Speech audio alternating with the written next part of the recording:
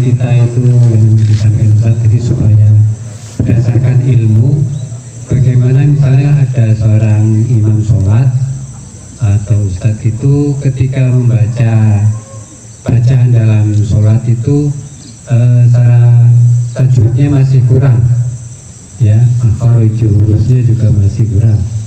Lantas bagaimana hukumnya kita sebagai makmum? Terus kemudian yang kedua, apakah ketika kita sakit kita bukan seperti tadi umani ma'asaniya dulu antah qorirobimin, apakah itu juga baik bagi kita? Karena misalnya kita minta kepada Allah kesembuhan tapi kita tetap minum obat, itu bagaimana hukumnya? Nanti Assalamualaikum warahmatullahi wabarakatuh.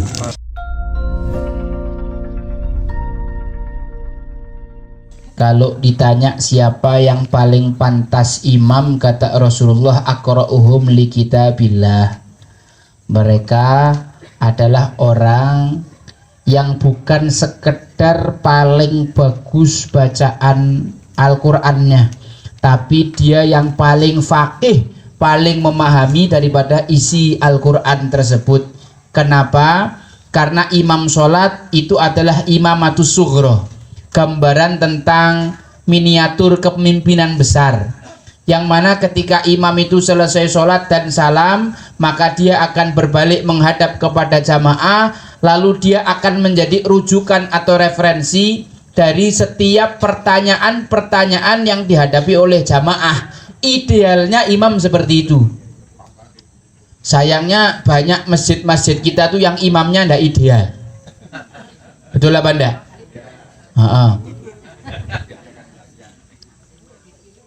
Insya Allah nanti di sini ada pelatihan imam dan khotib masjid, insya Allah nanti. Jadi Pak, yang pertama aqra'uhum bi kitabillah, yang paling bagus bacaannya dan yang paling paham kitab Allah. Tapi memang Islam ini selalu mengajarkan kalau tidak bisa ideal ya diturunkan grade-nya. Kalau tidak ada ya yang awaluhum fil Islam, yang lebih dulu masuk Islam. Sama-sama dulu awaluhum lil hijrah, yang paling pertama hijrah, baru yang terakhir yang paling tua. Tapi kan kalau mau ngimam ini nunggu cari-carian ini siapa yang dulu hijrah, siapa yang dulu Islam, kan kesuwen Pak ya. Ya siapalah yang paling ma'ruf di kampung itu, siapa yang paling layak untuk jadi imam. Memang idealnya imam itu bacaannya baik, karena kalau kita mengikuti madhab Syafi'i, imam yang paling pantas itu yang bacaan Al-Fatihahnya betul semua tajwidnya.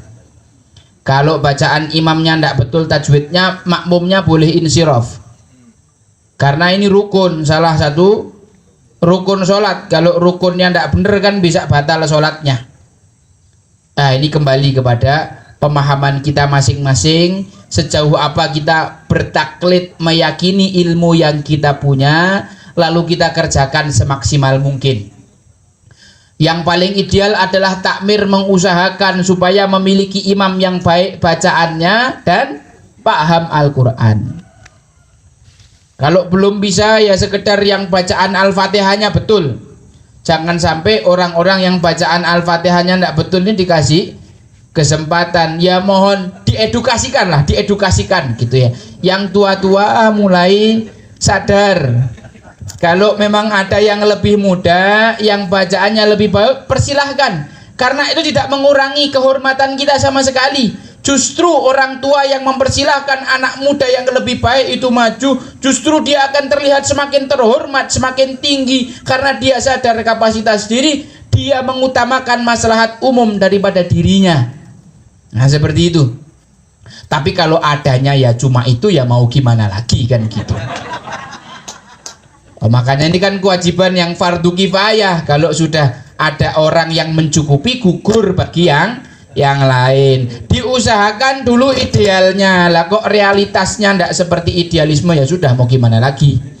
Kalau jenengan ndak cocok, mau sholat sendiri pulang di rumah ndak apa-apa, yang penting berjamaah sama yang di rumah. Yang penting berjamaah. Yang penting berjamaah. Kemudian berikutnya, ini jawaban saya ala madhabil Imam Syafi'i saja ya, karena saya belajarnya baru madhab Syafi'i saja. Kalau madhab yang lain mungkin nanti lain lagi.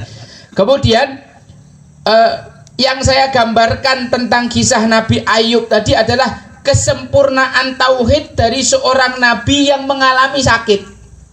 Nabi Ayub itu ketika diceritakan di dalam Al-Quran bukan diceritakan dakwahnya, majelisnya, jumlah jamaahnya, perjuangan dakwahnya, bukan. Yang diceritakan bagaimana beliau itu menahan sakitnya. Jadi ada orang yang jadi nabi, ada orang yang jadi wali kekasih Allah hanya karena dia sabar nahan sakit. Dia menunjukkan kemurnian tauhidnya ketika dia sakit. Jadi ini bentuk ideal. Tapi apakah kita boleh Ustadz berobat, datang ke dokter, minum obat dan seterusnya? Disunnahkan. Itu merupakan sunnah Nabi Muhammad SAW. Tadawau, berobatlah kalian. Sampai Rasulullah mengatakan, inna habbatas sauda dawaun min kulli da. Minumlah aja jintan hitam, minumlah madu dan seterusnya. Perintah untuk berobat ini adalah bentuk kita ikhtiar sambil kita meyakini Allah lah yang memberikan kesembuhan. Kalau ada yang bilang, wah saya sudah berobat, sudah keluar duit sekian banyak kok tidak sembuh-sembuh, Allah ini tidak adil. Nah ini yang cacat. Nah ini yang cacat. Rumusnya kata guru kita semua Habib Ali Al-Jufri, Ali Zainal Abidin Al-Jufri, al-akhdhu bil asbabi ibadah wal i'timad alal asbabi maksiyah. Menempuh asbab, melakukan usaha, melakukan ikhtiar itu ibadah. Berobat, datangi dokter itu adalah ibadah. Ikhtiar itu ibadah. Akan tetapi i'timad alal asbab, bergantung kepada asbab, itu adalah kemaksiatan. Karena yang menentukan hasil adalah Allah. Orang yang mendahului Allah dalam urusan menentukan hasil adalah orang yang kurang ajar kepada Allah Subhanahu wa ta'ala. Kita ini makhluk yang hina. Kadang-kadang kita keterlaluan terhadap Allah Subhanahu wa ta'ala, mengakui Allah sebagai Tuhan tapi kurang pas sikapnya sebagai hamba. Wallahu alam bisawab. Sebenarnya saya tuh punya PR sudah lumayan lama. Ceritanya tentang Nabi Khidir. Ada yang bilang itu masih hidup, yang sebenarnya itu masih hidup atau enggak. Itu PR saya yang sampai sekarang masih hidup. Makasih. Yang bilang beliau nabi, ada yang beliau wali, ada yang beliau hamba Allah yang soleh, yang biasa, yang Allah Subhanahu wa ta'ala kasih ilmu. Sebagian bilang Nabi Khidir sudah meninggal dunia, sebagian lagi mengatakan Nabi Khidir masih hidup. Apa susahnya bagi Allah cuma sekedar menghidupkan Nabi Khidir? Allah yang menghidupkan Nabi Isa di atas langit aja bisa. Kalau Allah mau berkenan menghidupkan banyak-banyak walinya juga mungkin saja. Banyak orang-orang yang usianya seperti itu panjangnya. Tapi kalau ditanya pastinya masih hidup apa enggak Ustaz? Wallahu a'lam. Kalau saya ketemu ternyata masih hidup, nanti tak kabari Bu ya. Insya Allah. PR juga buat saya ini. Nanti PR-nya tak teruskan ke generasi saya. Pokoknya cari tahu Nabi Khidir masih hidup apa enggak. Wallahu a'lam bishawab. Para ulama tafsir pun mengatakan wallahu a'lam bishawab. Mendengarkan, menyimak dan mencermati apa yang Bapak sampaikan. Memang istilahnya luar biasa hebat, Masya Allah. Ya, hanya begini Pak, saya ketika ini ilmu yang pernah saya dapat, ini apakah benar atau enggak ya, jadi ragu. Gini, Nabi Ayub memang dikisahkan tentang ujiannya yang luar biasa. Tadi kan Bapak menjelaskan tentang sakitnya sampai seperti itu.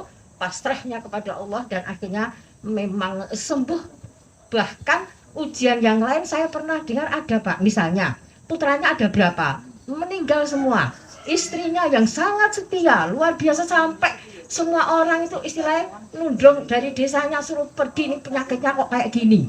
Nah akhirnya istrinya setia sekali Pak, bahkan sampai detik terakhir lah hartanya hilang, anaknya hilang, istrinya tinggal satu ini istilahnya setia sekali. Tapi Pak endingnya sampai mungkin kayaknya istrinya itu mungkin protes apa suruh berdoa gimana ya.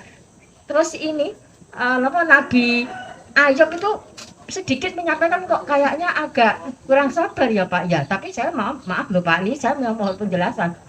Nabi Ayub bilang kalau aku besok sembuh tak pukul kamu. Nah istrinya sudah setia kok mau dipukul itu Pak kalau sembuh. Nah ini pengertian pukul itu apa dan kenapa beliau sampai seperti itu? Apa kesabarannya agak kurang sedikit? Gimana ya Pak? Saya nggak tahu, bingung. Mungkin ilmu yang saya dapat juga salah. Mungkin saya diterangkan guru saya. Maaf ya Pak. Terima kasih. Assalamualaikum warahmatullahi wabarakatuh. Sabar itu tidak ada batasnya, tapi sabar itu ada tempatnya. Sabar itu tidak ada batasnya, tapi sabar itu ada tempatnya. Allah berfirman, innallaha ma'as sabirin, Allah bersama orang-orang yang sabar. Jadi ketika kita sabar, kita dibersamai Allah. Maksud ada orang yang tanya, sampai kapan kamu mau dibersamai Allah? Ya selamanya lah. Itulah maksudnya sabar tidak ada batasnya, cuma ada tempatnya. Apa yang ibu katakan tadi memang betul. Nabiullah Ayub dulu adalah orang yang kaya-kaya, ontanya banyak, sapinya banyak, kambingnya banyak, semuanya ribuan, rumahnya besar, beliau tokoh masyarakat, setiap hari orang datang meminta harta kepada beliau, anaknya banyak, istrinya banyak. Kalau orang sekarang dengan istrinya banyak, wah, berat itu. Kok memang betul istrinya banyak. Satu persatu diuji sama Allah Subhanahu wa taala karena iblis itu tidak terima Nabi Ayub terlihat sebagai orang yang bersyukur, maka satu persatu dihilangkan sampai terakhir dikasih sakit. Allah izinkan karena Allah ingin menunjukkan kepada iblis bahwa hambaku ini tidak seperti yang kau sangka. Hambaku ini memang betul-betul syukur dan sabar.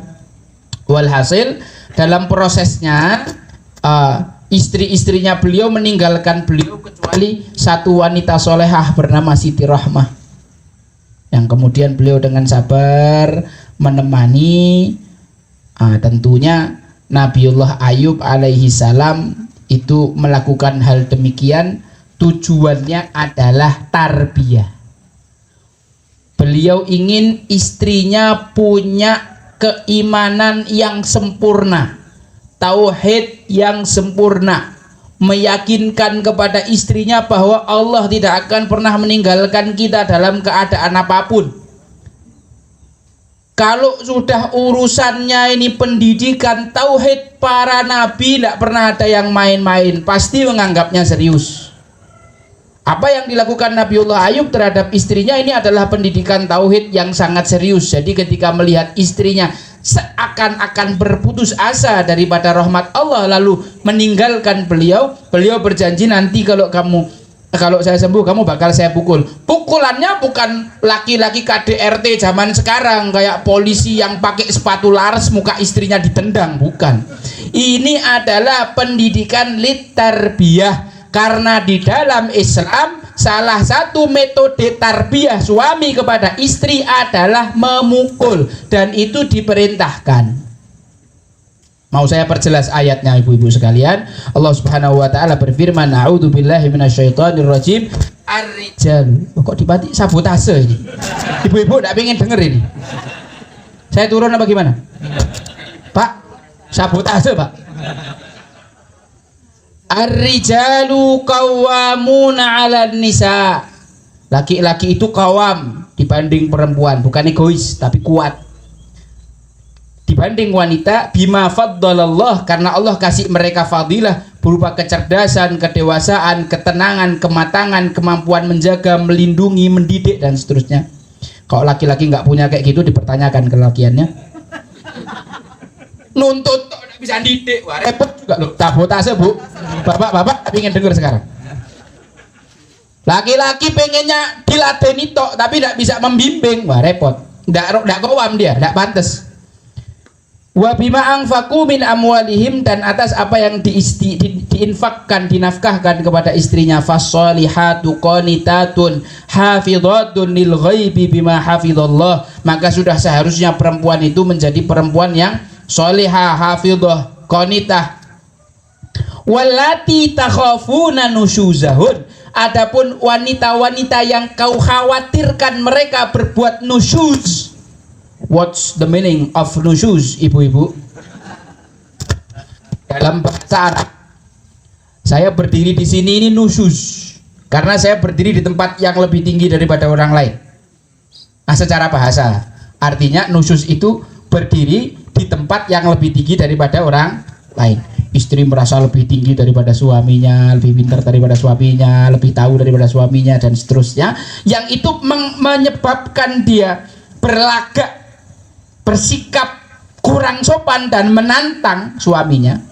Itu termasuk kategori nusus, walaupun para ulama tafsir memaksudkan yang disebut dalam ayat ini kalau nususnya istri itu maksiat, selingkuh, zina dan kawan-kawannya, yang disebutkan wallati takhafuna nusyuzahun, maksudnya kamu meyakini mendapatkan bukti-bukti bahwa istrimu betul-betul melakukan nusyuz. Apa hukumannya?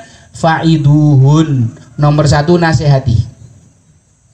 Wahjuruhunna fil madaji, dinasihati kok ngeyel, pisah ranjang, kau tidur luar, kau tidur di kamar depan. Boleh, ini pendidikan suami, pisah ranjang. Pisah kamar boleh, satu kamar pisah ranjang boleh, tetap satu ranjang tapi tidak disentuh ya boleh. Ini bentuk pendidikan, dengan syarat pasangan suami istri ini saling mencintai. Karena kalau saling mencintai dihukum begitu, bagi istri beratnya luar biasa. Ayang, aku nggak kuat kalau tidur semalam nggak sama kamu. Itu kalau saling mencintai. Lah kalau nggak saling mencintai, kamu tak bisa ranjang malam ini. Ayo gas, kuat-kuatan. Paling gue sih nggak kuat gitu. Maka ini yang kedua, ada syaratnya, cinta. Makanya istri-istri Rasulullah tuh ketika didiamkan, wah repot betul mereka tuh. Karena mereka sangat mencintai Nabi. Didiamkan sama Rasulullah sebulan, wah siksaan berat itu. Sampai-sampai Sayyidina Umar, Sayyidina Abu Bakar, mertua-mertuanya Rasulullah ini datangi anak-anaknya. Apa yang kau lakukan? Kau nyakiti hati Rasulullah, tak tempeleng kalian. Ya ini mertua yang bener gini, bukan ikut-ikut campur malah bela-belani anaknya. Mertua kayak ngono iki bahaya. Biasanya perceraian itu gara-gara mertua ikut campur belain anaknya.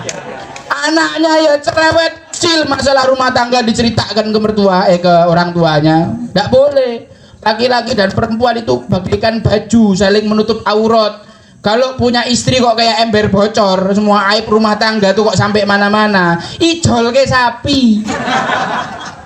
Lowong Nabi Ismail itu punya istri, istrinya curhat sama Nabi Ibrahim kalau kehidupan rumah tangganya buruk. Sama Nabi Ibrahim, sampaikan ke Ismail suruh ganti palang pintunya.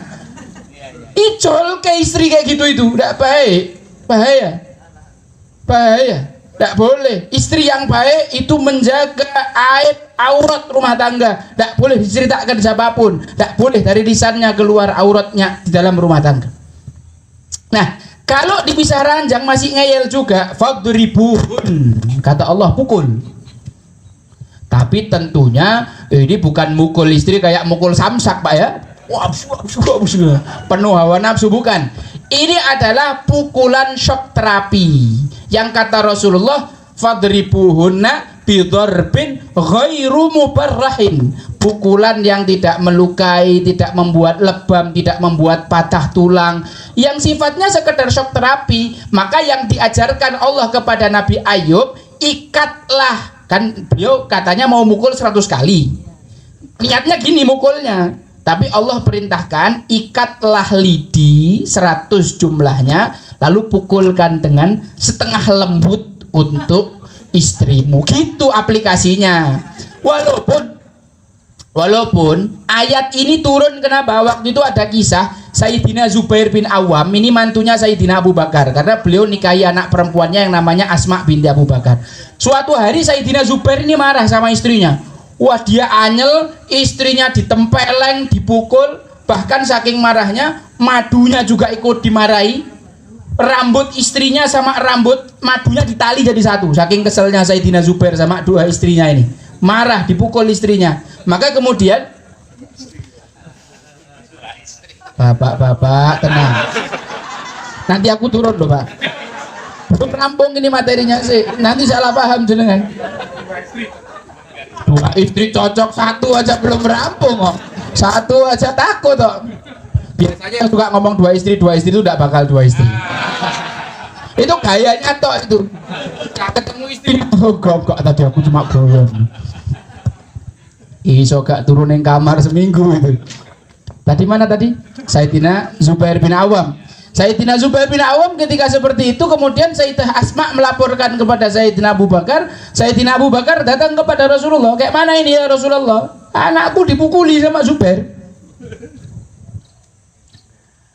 Maka Rasulullah, ya sudah, dikisos sana, dikisos, dipukul kendi. Ternyata sebelum Sayyidina Abu Bakar meninggalkan tempat, Rasulullah bilang, katakan, tunggu sebentar, ada wahyu mau turun.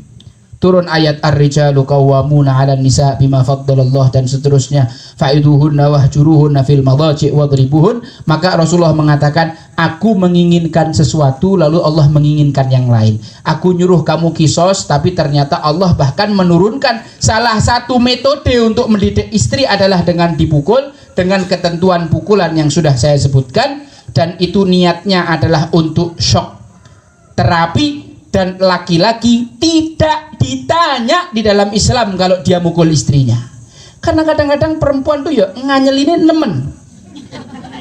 Iya, tidak berlaku untuk saya. Alhamdulillah saya nikah sejauh ini tidak pernah sama sekali saya sampai teriak sama istri, karena tidak ada yang perlu diteriakin. Hatta teriak aja tidak ada gitu. Karena memang Masya Allah pendidikan daripada ibu dan keluarganya itu luar biasa sekali, sehingga ngerti bagaimana seharusnya posisi seorang istri di hadapan suaminya. Saya nikah sudah 1 tahun, hampir 2 tahun, tidak pernah sekalipun istri saya konflik sama ibu saya. Bahkan kelihatan akrab, rukun, masak bareng, nyeneng gitu kalau lihat. Nah, kalau zaman sekarang ini kan sinetron menantu vs mertua ini di mana-mana. Ya karena tadi suaminya tidak mendidik, istrinya tidak terdidik. Maka tadi qawamah seorang laki-laki adalah kemampuan dia untuk mendidik istrinya, mengajarkan ilmu-ilmu sehingga dia tahu posisinya di hadapan suami. Wong pekerjaan istri itu kan cuma 3: taat, khidmat, hormat. Dan itu semuanya berat. Makanya balasan bagi istri taat, kata Rasulullah, kilalahadkhulil jannah min ayyi abwabin syi'ti. Masuklah surga lewat pintu manapun yang kalian inginkan. Mentaati suami model-model kayak gini kan berat ya Bu ya. Kadang-kadang nih dalilnya tidak sesuai sama apa yang dilakukan gitu. Ibu tuh berat. Nah itulah Bu, justru karena berat itu al jaza min jinsil bala, balasannya sesuai dengan kadar beratnya ujian. Dengan susah jadi istrinya bapak-bapak ini, insya Allah balasannya 8 pintu surga dibukakan. Wallahu a'lam bishawab. Cukup ya Bapak Ibu sekalian, habis waktunya, saya dikasih Pak Sair pas loh Pak. Assalamualaikum warahmatullahi wabarakatuh.